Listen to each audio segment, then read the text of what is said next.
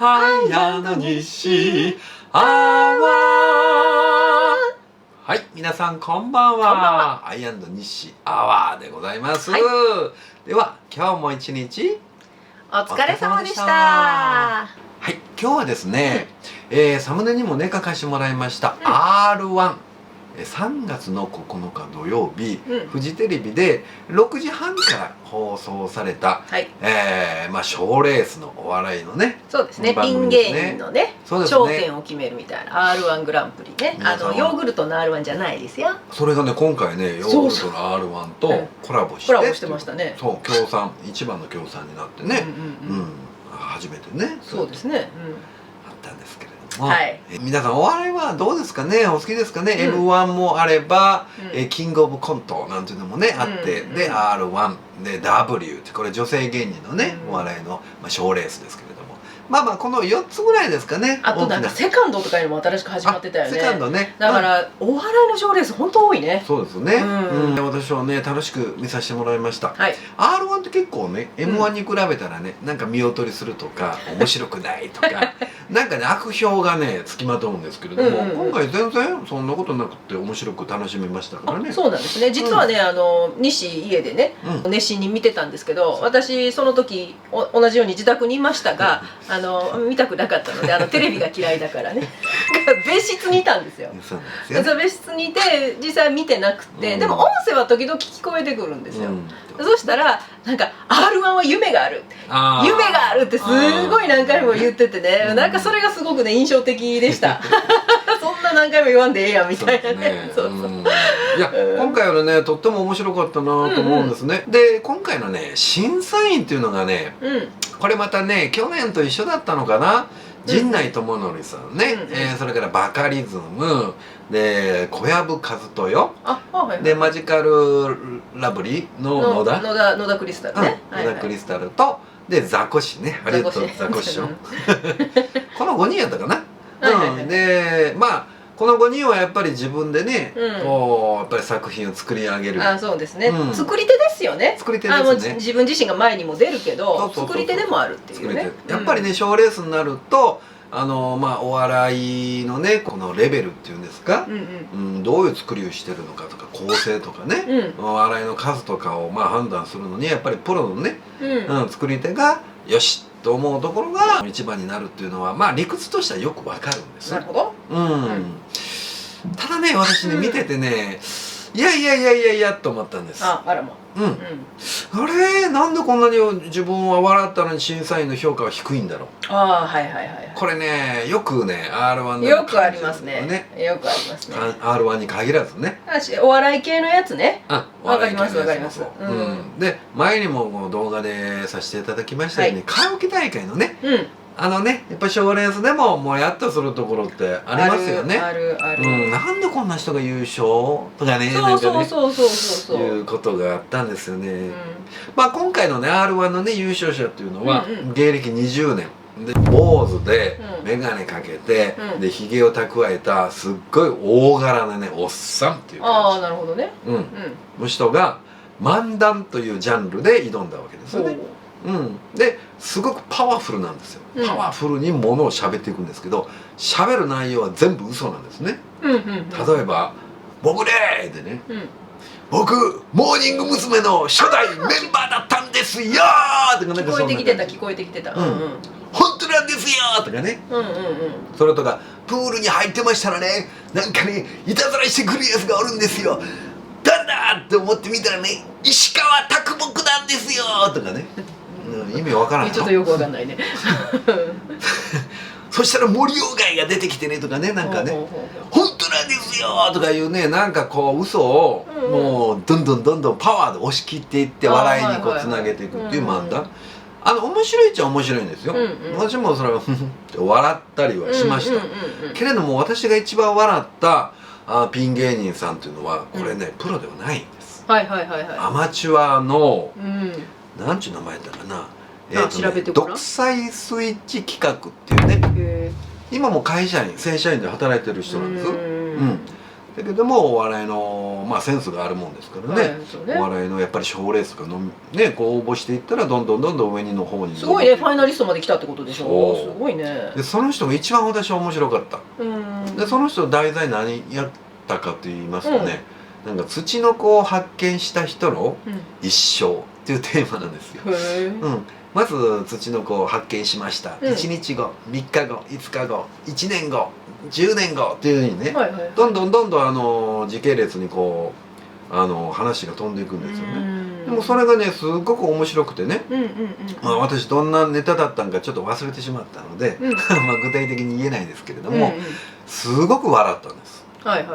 すごく笑って、うわこの人が優勝違うって思ったんですけれども、まあ、審査員の評価ってすごく低いんですよね。やっぱりね賞レースとはいえ、お笑いに関して言えばですよ、どれだけお客さんを笑かしたかっていうところに本当にそれなんですよ。そこに尽きると思うんです。そうなんですよ。いやお客さんありきの、まあ、商売というかね、業種ですので、やっぱお客さんを笑かしてなんぼやと思うんですよ。だからなんぼその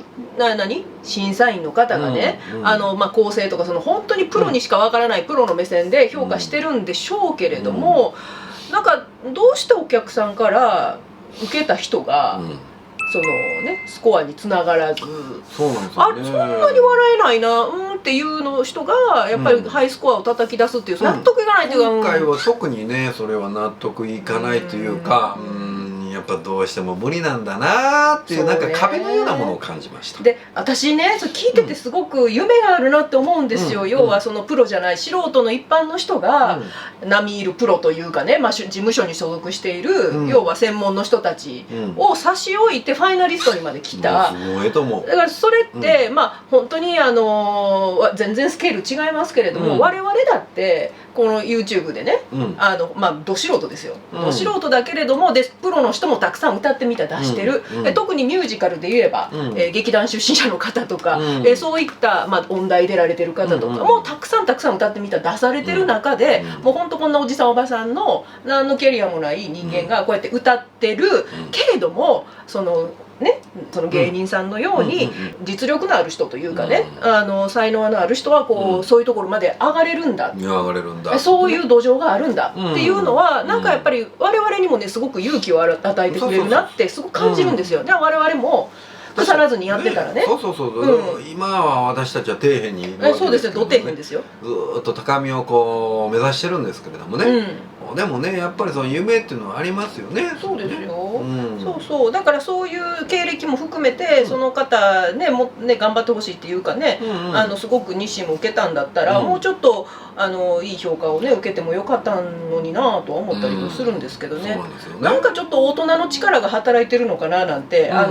ちょっと勘ぐったりしますけれども。勘ぐったりしますよね。要するにプロだったらどっかの事務所に所属している、事務所に所属しておれば、まあいろいろなね、このまあ優勝という金看板があれば、そうですよ、なんかこう仕事お金につながっていくという、まあ大人のね、そうですそうです。やっぱだから得する大人は多いですよね。プロであればね。けれども素人がこれで勝ち上がってしまったら、うまみをもらえる人が少ないし、でなおかつやっぱプロからしてみたら、審査員の人たちだってもちろんプロなわけだから、いや素人からしてしまったらプロとしてのなんか立つ瀬がないみたいなね、っていうなんかちょっとそういう思惑があるんじゃないかなってね、我々も汚い大人ですからどうしてもそんな風にちょっとね、勘ぐっちゃうところありますよね。だからね、前回も感じたのかな、で今回も感じたんですけれども、R1 ね、やっぱり審査員の顔ぶれっていうのはやっぱ作り手であってね、すごく構成が素晴らしいですねとか、こういう展開あったんですね、私はね思いつかなかったですとか言ってるんですよ。でもねお笑いの数としてはそんなにはなんか笑ってるような感じはないの、会場もね。それでもやっぱり作り手としてはすごく感心するっていうところなんでしょうね。これねカラオケ大会でも一緒だと思うんですよ。本当にうまく歌うねとかね、抑揚つけてるねとか、いい声だねとか言うんですけれども、私ねやっぱりねなんか一言で言えばいかに歌い手がお客さんを没入させるかっていうね、それに尽きると思うんですよ。本当にそうですよ。でね、その賞レースだからそうなのかなというところがちょっと残念だよね。あ、そうですそうです。だって美空ひばりさんね、私が語るのもちょっとおこがましいんですけれど、美空ひばりさんが歌うとやっぱりその会場にいるお客さんとすごく没入するわけですよ。その世界にどっぷり入ってやっぱり感動するわけですよ。それがやっぱり一番なんじゃないかな。それがやっぱりプロはそうでなきゃって私思うんですよ。プロというものは。ただ我々素人の世界にいますし、カラオケ大会出る人たちももちろん素人なんですけれども、そういうところの世界で評価を受ける人っていうのは、例えばこうなんて能力値をこうヘキサグラムで表すとしたらみたいなね、こう五角形があってさ、ほんでこう例えば音程ね、音程90点とかね、リズム90点とかね、抑揚90点ね、あと表現力90点とか、なんかビブラート90点みたいな感じで、全てが平均的に綺麗に五角形に収まるような人っていうのは、そういう人が要は優勝したりするんですよ。でもそういう方の歌い方ってちょっとこじんまりしてるんですよね、言い方に。でこじんまりしてるし、まとまってるし、卒がないんだけど、卒がないがゆえに感動しないんですよ。そう、感動しない、感動しないんですよ。だから歌い手はいかにこう視聴者を没入させて感動させるかっていうところがやっぱり一番だと思うんです。そうなんですよ。まあね、だからそんな感じで歌もそうで、お笑いもそうなんです。お笑いはなんぼ笑かしたかっていうところに尽きると思うんです。いやほんまにそうですよ。もう腹抱えてもう涙流してね、うわー面白かっ